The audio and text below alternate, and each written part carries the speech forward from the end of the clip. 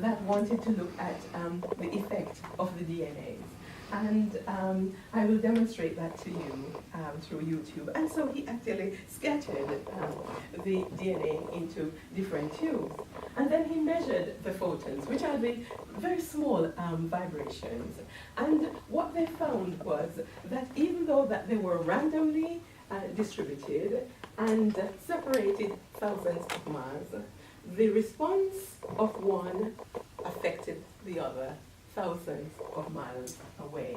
So you already know our world is actually made up of photons. And within those photons, although we can't resolve in terms of air from any enclosed space, it's impossible to remove the photons, because wherever you go, take a part of my DNA and take it back to Jamaica, the part that is here, the way it responds there as well.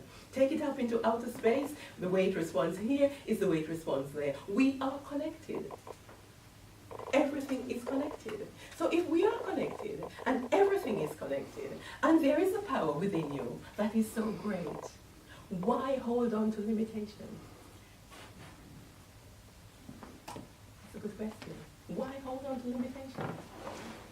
Why not move into that space? If I started off with you and I said, are you ready to own the power that you are?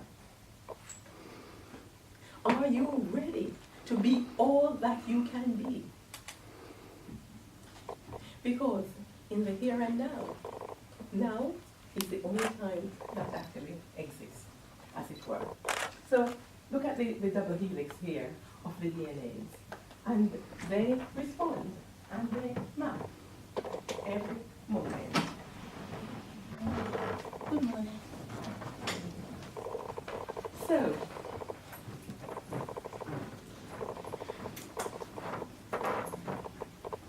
we have research that has actually shown that your DNA is aligned in such a way that it is indestructible. And I will move on from there. Because what I want to share with you even much more powerfully is that effect of emotions on the mind and the body. And this comes out of the Institute of Heart Math. How many of you would have accepted that the heart has its own brain? Does that make sense for you?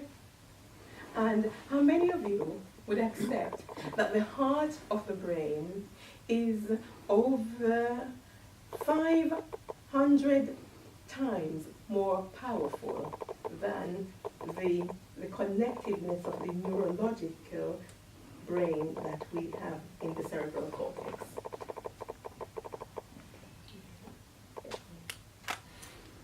And so that's when when young people fall in love or wherever, it is quite difficult to actually say, no, don't go there, because the heart has its own logic, and the heart reaches out. So, if we can elongate our DNA at any point, and the DNA can move and still keeps its sensitivity and still keeps its connectedness.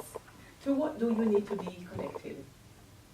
How are you using your connectivity in terms of time and space and with each other, with us here now in this room, to create the future that we want? Let me ask you the question again. How are you using your connectivity in time and space to create the future that you desire? I'll pause and talk with me. Yes.